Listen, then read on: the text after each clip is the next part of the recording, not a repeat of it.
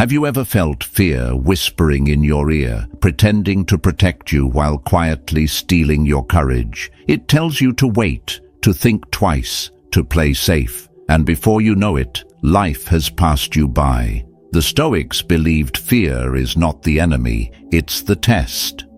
So today, let's learn how to look fear in the eye and act anyway. As we step into the first chapter, picture this. Your heart races before a decision that could change your life. The air feels heavier, your chest tightens, and a quiet voice inside begins its familiar speech. What if it goes wrong? What if you fail? That voice wears many masks. Sometimes it sounds like reason, sometimes like care. But in truth, it's fear, disguised as wisdom, whispering to keep you small. Marcus Aurelius once wrote, "It is not death that a man should fear, but he should fear never beginning to live." And that is where most people lose. Not in the battlefield of reality, but in the quiet wars of the mind, where fear convinces them to retreat before the fight even starts. Fear, by nature, is persuasive. It speaks the language of protection. It tells you to wait, to prepare more, to think again. It presents itself as logic, but beneath it lies paralysis. The Stoics understood that fear is not an external force, it's a judgment, an interpretation. It's not the storm outside that terrifies us, but the meaning we attach to it. Epictetus reminded his students, "Men are disturbed not by things, but by the views which they take of them." When we begin to see fear not as an enemy, but as a message, everything changes. Fear is information. It shows you where your attachments lie, where your ego still needs validation, where your heart still clings to control, where your peace depends on an outcome. It's the body's way of saying, here lies something you've not yet mastered. Imagine standing before a vast sea at dawn.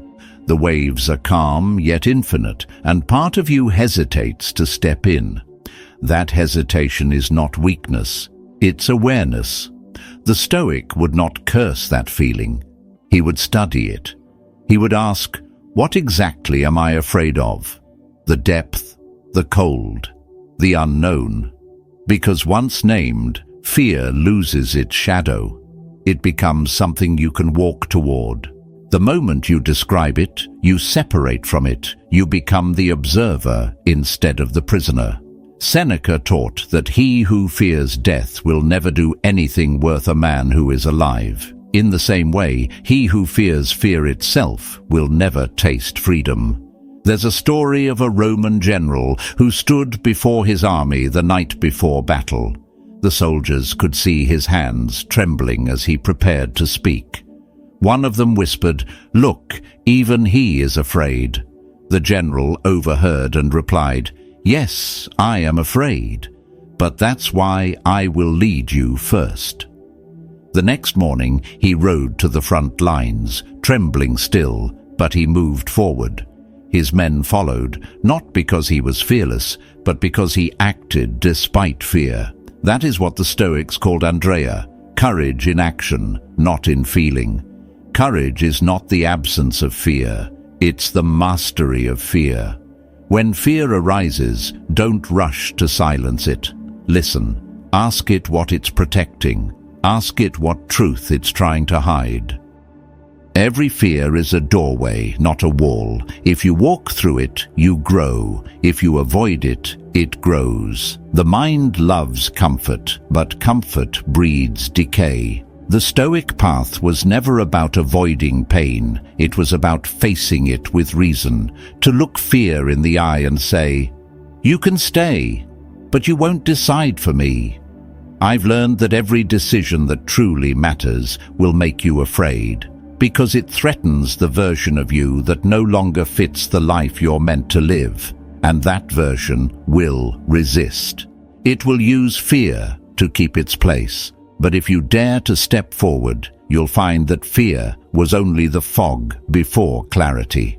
Action dissolves it. Step by step, your breath steadies and your mind sharpens. You begin to realize that what once terrified you is now your training ground. So when fear speaks next time, don't run, don't argue, simply observe and walk. The Stoics taught that calmness is the fruit of disciplined perception. You see things as they are, not as your fear paints them to be. That's how you reclaim power, from perception, not illusion. As you learn to see fear as a teacher, you stop being its victim. You stop asking, "What if I fail?" and start asking, "What if I never try?" Every moment of hesitation is a test. Pass it, and your strength multiplies. Fail it, and fear will sit quietly beside you, waiting for the next chance to whisper. The question is not whether you feel fear, it's whether you let it make your decisions. Remember this: fear warns you of danger, but it also points to your destiny. The Stoic chooses to listen to both, but obeys neither. He simply acts with wisdom, steady as a mountain, calm as still water. And as we move forward, we'll uncover how that calm becomes unbreakable, even when the world trembles. Moving into the second chapter, imagine standing at the edge of a long road at dusk. The horizon is dim, and your mind begins to play tricks. Every sound feels like a threat, every shadow like a warning. That's what fear does. It doesn't always scream. Sometimes it whispers in the smallest corners of thought. It tells you to turn back, to wait for certainty that never comes. But here's the truth the Stoics knew well: clarity doesn't come before action, it comes after. Seneca once said, "We learn to sail in a storm, not in calm waters." You don't conquer fear by thinking your way out of it. You conquer it by walking through it, one deliberate step at a time. Fear grows in silence and speculation. It feeds on delay. The more you wait to feel ready, the larger it becomes. Marcus Aurelius wrote, "If you are distressed by anything external, the pain is not due to the thing itself, but to your estimate of it." What he meant was simple. Fear lives in your estimation of what could go wrong, not in the thing itself. It's a reflection of imagination, not reality. The Stoic way is to bring that imagination into the light. Name it, see it clearly. Because once you can name what you fear, you strip it of its mystery. And the unknown is what frightens us most. I remember a craftsman I once met in Athens. His hands were scarred from years of carving marble. He told me something I never forgot. The stone fights back before it yields. He smiled as he said it. But that's how you know you're shaping something real. Fear is that resistance. It's the stone pushing back. The untrained mind calls it danger. The wise man calls it proof of progress. Every time you move toward what frightens you, you chip away at the marble of illusion and uncover the strength that was always there. The Stoics didn't teach us to escape fear. They taught us to work with it until it becomes a tool. Now imagine this. You're about to speak a truth you've held inside for years. Your throat tightens, your pulse races, your mind searches for safety. That tremor, that hesitation, it's your threshold. Cross it. Epictetus reminded his students that no man is free who is not master of himself. Freedom isn't found in comfort. It's found in the moment you choose action over anxiety. You act not because fear disappears, but because you refuse to let it dictate the direction of your life. True courage is quiet. It's the hand that moves while the heart still shakes. There was a soldier once who told me about the night before battle. He said he prayed not for fear to vanish, but for the strength to step forward with it, still in his chest. He said when the horn sounded and he took that first step, his mind cleared, and what he once called fear became focus. That's the transformation Stoicism offers, not erasing emotion, but refining it. When you stop running from fear, it becomes your ally. It sharpens your perception, strengthens your presence, and prepares you to endure. You don't need to be fearless to be strong. You need to be willing to face uncertainty, willing to walk into the fog without demanding to see the path ahead. The Stoics trained their minds for this. They practiced discomfort, slept on the floor, walked in cold air, not to suffer, but to remember that fear's power ends where acceptance begins.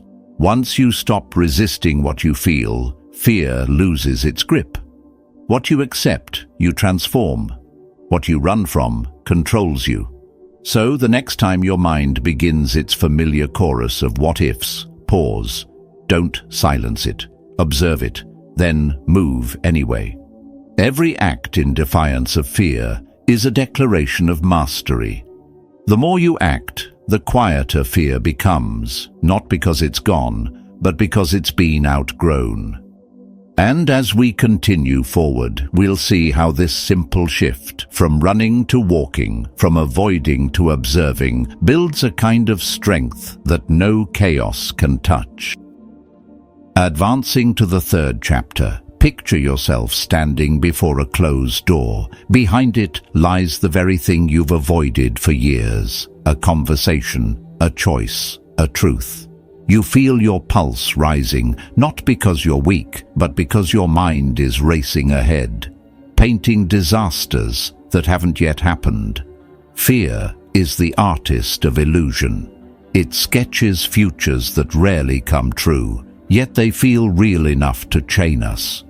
The Stoics had a method to silence that artist, to break the spell of imagination. They called it premeditation malform, the premeditation of evils. They believed that when you look straight at what you fear, you see its true size, and almost always it's smaller than it appeared in the dark. Now imagine this. You wake up one morning, and the thought of losing what you have crosses your mind, your job, your comfort, your reputation. It unsettles you. But instead of running from the thought, the Stoic welcomes it. Not with despair, but with clarity. Seneca wrote, "He robs present ills of their power, who has perceived their coming beforehand." When you prepare for loss, you don't invite tragedy. You weaken its control over you. You begin to see that what you fear isn't the event itself, but your attachment to it. Fear feeds on attachment. Once you understand that, you start loosening your grip on what you cannot hold forever. I once met an old sailor who told me, "The sea is never cruel. It only punishes those who forget what it is." He had sailed through storms that swallowed ships twice the size of his, yet he spoke of the ocean with respect, not hatred. Every morning before setting sail, he imagined the worst: a broken mast, a raging wave, a night without stars. Not to curse his fate, but to steady his mind. "If it happens," he said, "I've already met it in my thoughts." That is the essence of Stoic preparation. You meet fear before it meets you. You strip it of surprise, and in doing so, you strip it of its power. Most people try to escape fear by pretending it doesn't exist. They avoid hard conversations, delay their dreams, or numb themselves with distractions. But avoidance is just a quiet surrender. The Stoic takes the opposite route. He walks toward the discomfort with his eyes open. Because only what is faced can be transformed. When Marcus Aurelius reminded himself each morning that he might meet the ungrateful, the jealous, or the deceitful, it wasn't pessimism, it was discipline. He was choosing to be ready rather than shocked, to accept life as it is, not as he wished it to be. There's a quiet kind of power that comes from this practice. Once you've pictured the worst and accepted it, fear has nowhere left to hide. You've already walked through the storm in your mind, so when reality comes, you're calm, not because you're fearless, but because you've already made peace with uncertainty. You stop asking life to guarantee outcomes. You stop bargaining for control. Instead, you focus on your response, your virtue, your steadiness, and that's the only ground that never shifts. I remember a friend who lost everything he had built, a business, a home, almost his sense of self. When I saw him months later, he was calm, even composed. He said, "I thought I'd break when it all fell apart, but I realized the breaking had already happened years ago, every time I lived afraid of losing it." That sentence has never left me. What destroys us is rarely the loss itself. It's the fear of losing what was never truly ours to keep. So when fear speaks, don't hush it. Invite it in. Lay out its worst predictions, one by one. Then ask, if this happens, will I still be myself? The answer will almost always be yes. Because no external loss can touch the part of you that decides how to think, how to act, and how to stand. That's what the Stoics called true freedom, the mind unshaken by fate. And once you see that truth clearly, fear begins to fade, not into silence, but into respect. From here, we step into the deeper battle, the choice to act before certainty and to move while the heart still trembles. Entering the fourth chapter, imagine this moment, a single breath before you act. Your hands tremble, your mind is loud, and the body hesitates as if the ground itself is uncertain. You've already analyzed every outcome, waited for every sign, and still fear whispers, "Not yet." But here lies the paradox. The longer you wait to feel ready, the more distant readiness becomes. The Stoics never waited for courage. They moved, and courage followed. Action was their medicine, their prayer, their proof of control. As Epictetus said, "First say to yourself what you would be, then do what you have to do." The doing shapes the being, not the other way around. I remember watching a young blacksmith years ago. He was nervous as he forged his first blade. The iron was hot, the hammer heavy, his grip unsure. Every strike looked hesitant. His mentor stood by quietly until he paused mid-swing and muttered, "I don't want to ruin it."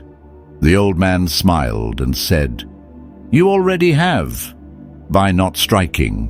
That moment has stayed with me for years, because that's what fear does. It convinces you that waiting is safer than trying, that delay is wisdom, when in truth it's decay. The Stoic would tell you, hesitation is the rust of the soul. Each time you resist taking action, you strengthen the chain that binds you to inaction.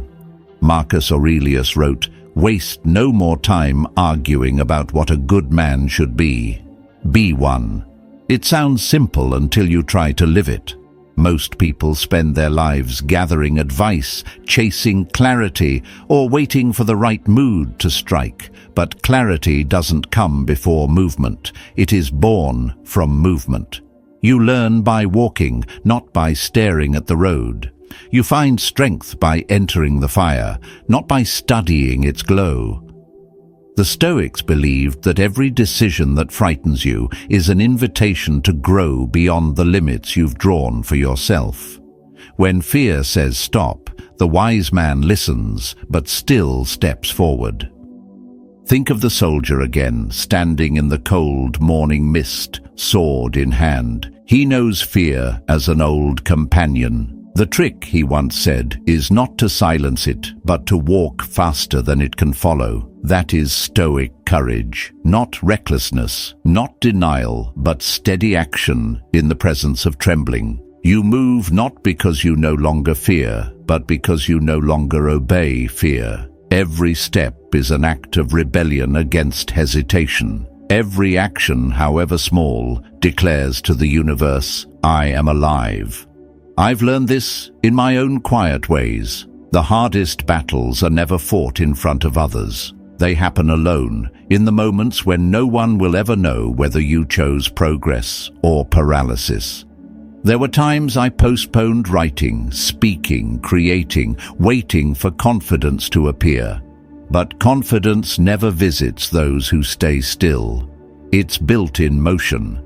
The first word, the first strike, the first step, that's where power begins. Once you move, fear begins to shrink, not because it has vanished, but because you've stopped feeding it with stillness. The Stoics called this acting according to nature. Nature does not hesitate. Rivers flow, fire burns, the sun rises, and so must you. There's beauty in imperfect action. The Stoic sees progress as a greater virtue than perfection. A flawed attempt, done with intention, holds more wisdom than endless contemplation. Seneca said, "While we waste our time hesitating, life is slipping away." He was right. Fear makes you think you're preserving your safety, but all you're really preserving is regret. Life is not waiting for you to be ready. It's unfolding right now, with or without your permission. So, when the voice inside you whispers, "Wait," remember that time never waits in return. Move. Even a single step cuts through the fog more than hours of thought. The Stoic doesn't pray for fear to fade. He acts until it becomes irrelevant. Let your hands tremble, let your voice shake, but act anyway. Because once you take that first step, you'll discover something no theory can teach. That courage isn't the absence of fear, it's the refusal to let it decide your life. And from here, we move toward the deeper mastery, the art of releasing outcomes and finding peace in the act itself. At this stage, picture the quiet hours of the night when everything around you has fallen still. That's when the mind begins its oldest trick, showing you every possible way things could go wrong. The future becomes a stage for imagined disasters, each one worse than the last. You lie awake, not because of what's happening, but because of what might. This is where most people lose the battle long before it begins, not in action, but in anticipation. Marcus Aurelius once reminded himself, "You could leave life right now. Let that determine what you do and say and think." It sounds harsh until you understand its gift. The Stoics didn't meditate on death to be morbid. They did it to remember how precious and brief life truly is. When you hold death close, fear loses its grip. You stop trembling over small losses because you realize the ultimate one is already written. I once met a woman who survived a near-fatal accident. When she spoke about it, her voice was calm, almost peaceful. "Since that day," she said, "I've stopped living like I'll live forever." Before the accident, she hesitated over every choice, what people thought, what could go wrong, what might not work out. But after coming face to face with the edge of existence, something changed. She said, "When you've looked at the edge of existence, you stop guarding life like something fragile." That is the kind of clarity the Stoics sought. Not fearlessness, but perspective. When you confront the impermanence of everything, you begin to live with purpose instead of panic. Death, to them, was not an enemy. It was the greatest teacher, reminding us that everything we fear losing was never ours to keep. Seneca wrote, "He who fears death will never do anything worth a man who is alive." His words strike like thunder because they strip away the illusions we hide behind. Every time you avoid risk, every time you stay silent when your heart wants to speak, every time you cling to comfort, you are bargaining with death, asking it to wait while you waste your life. The Stoic chooses differently. He looks at death not as a curse, but as a compass. It points him toward what truly matters. It simplifies his choices. When you remember that time is finite, fear becomes irrelevant. Why waste another moment worrying about failure when the clock itself is slipping away? There's a story told about a philosopher who was asked, "How do you stay so calm in the face of loss?" He replied, "Because I rehearse it every day." He would visualize his friends, his possessions, even his own breath, and imagine losing them. Not to grieve in advance, but to learn gratitude in the present. The practice didn't make him cold, it made him kind. He valued every sunrise because he expected no guarantee of another. He lived not in fear of endings, but in awe of beginnings. When everything is seen through the lens of mortality, courage becomes the natural state of being. You stop asking for a long life and start asking for a full one. I've found that remembering mortality doesn't make life darker, it makes it sharper. It cuts through the noise of trivial fears. When you know every conversation might be your last, you speak with honesty. When you realize every day might be the final one, you live with urgency. And when you finally accept that death walks beside you, you begin to see that fear was never really about danger. It was about forgetting that you are temporary. The Stoic doesn't run from that truth. He bows to it. And in bowing, he rises stronger. Because once you accept that everything ends, you stop clinging. You act freely. You love deeply. You live completely. So the next time fear tightens your chest, remind yourself that you are not here forever, and that is exactly why you must act now. Memento mori, remember you will die, and in that remembrance you will finally begin to live. From here, we step into the heart of mastery, the freedom that comes when you release outcomes and let action itself be your peace. From here, imagine the stillness after the storm, the air heavy, the silence complete. You've faced your fears, acted despite them, and accepted that death shadows every breath. But now comes the hardest discipline of all, detachment, to act without clinging, to give your best and release what follows. Most people think courage ends when the battle does, but for the Stoic, it's only beginning. Because what truly breaks a person is not failure itself, but the obsession with controlling what was never theirs. Marcus Aurelius warned, "You have power over your mind, not outside events. Realize this, and you will find strength." That single line is both a warning and a liberation. The world won't bend to your will, but your perception always can. Now picture a man standing by a river, holding a leaf in his hand. He releases it into the current, but his eyes follow it, unwilling to let it go. The leaf drifts, caught in the flow, and he reaches as if he could still change its direction. That's how most of us live. We act, but then we grasp for outcomes, desperate to control what the current decides. The Stoics taught that such grasping is the root of suffering. You can light the fire, but you can't command how far its warmth will reach. Once the action is done, it belongs to fate. Your task ends at the edge of effort. The rest is not yours. Seneca said, "A wise man is content with his lot, whatever it may be, without wishing for what he has not." It's not indifference, it's peace, born from focus.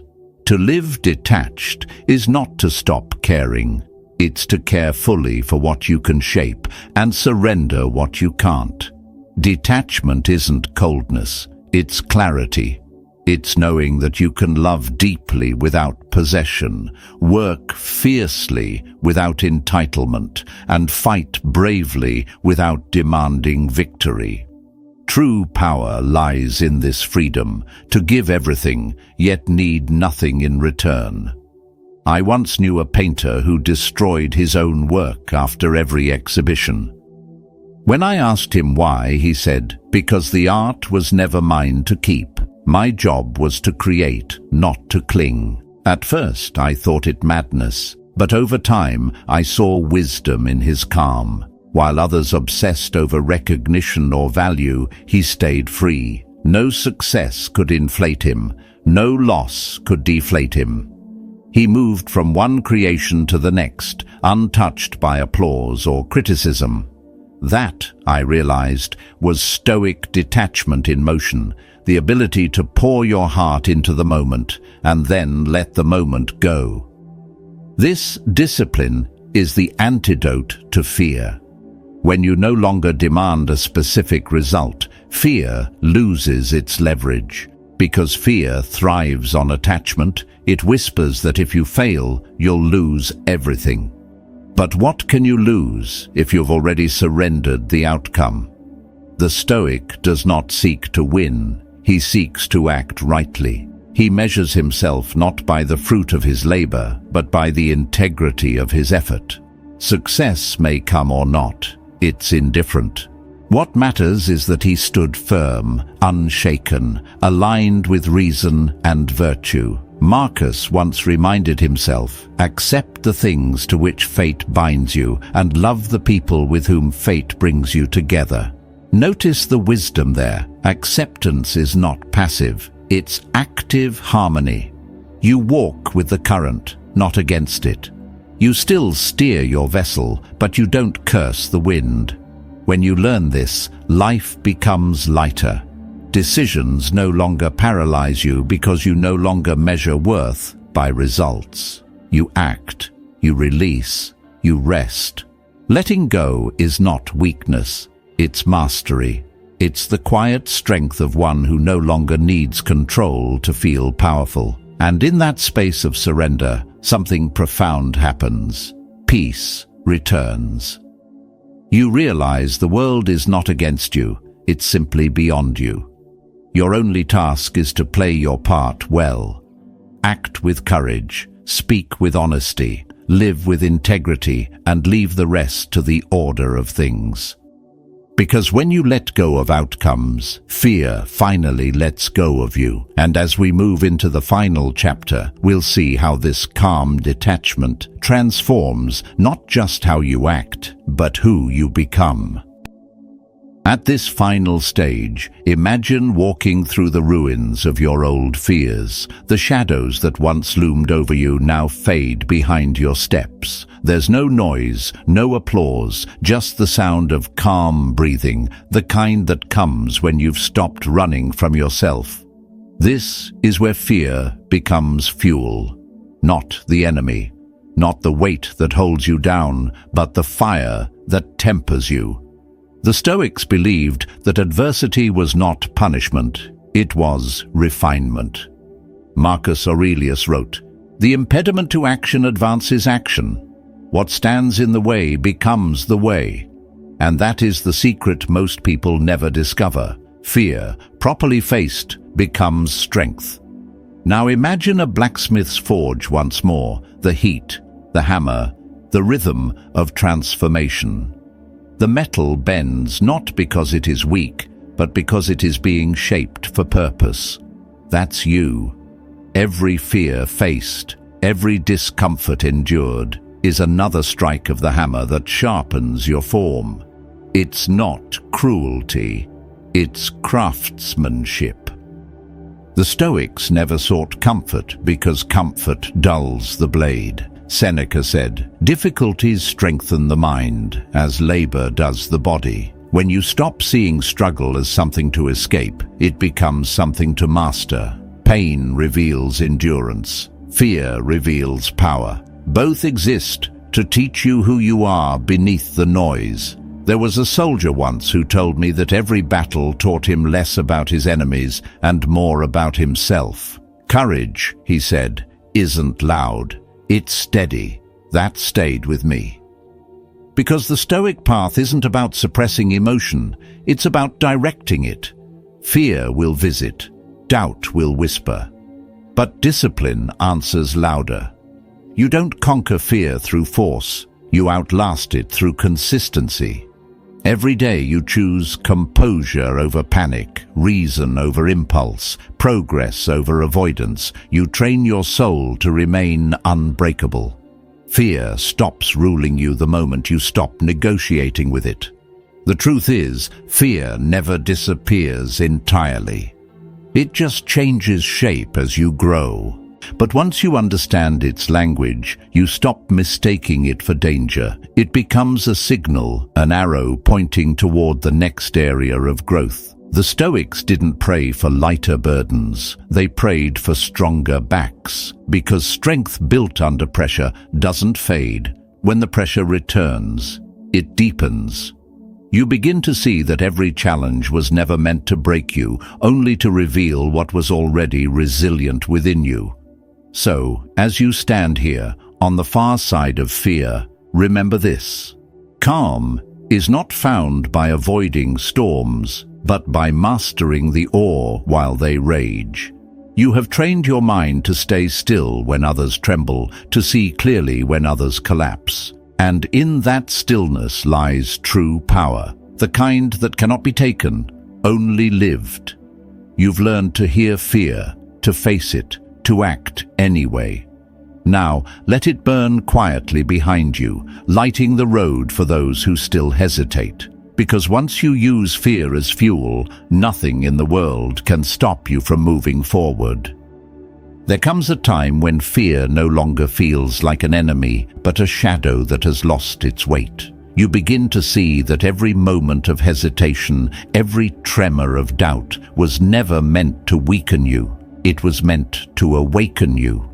Fear has been your silent teacher, showing you where your courage was waiting to be found. The Stoics understood this truth deeply. They taught that peace does not come from escaping fear, but from understanding it. Once you face what frightens you with calm awareness, fear becomes direction, not destruction.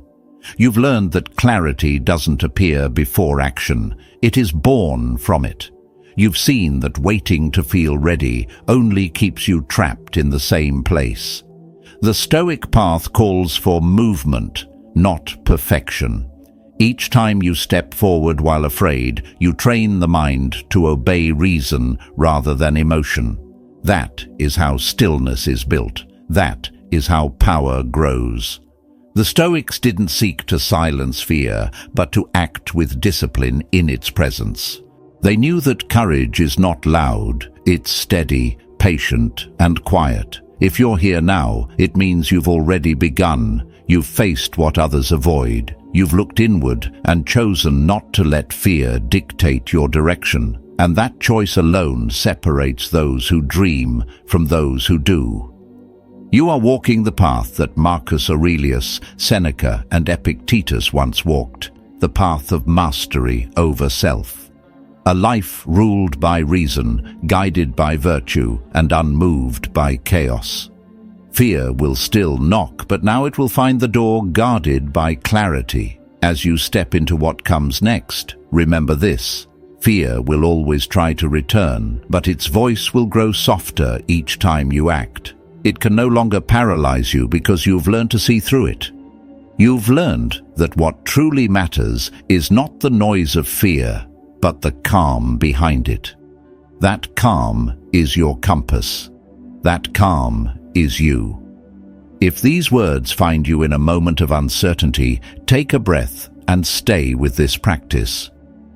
Subscribe so you can keep strengthening the discipline that keeps your mind steady when life tests you again. And before you go, write this in the comments as your reminder today. I act anyway. Let that phrase live within you as proof that you no longer wait for courage. You create it.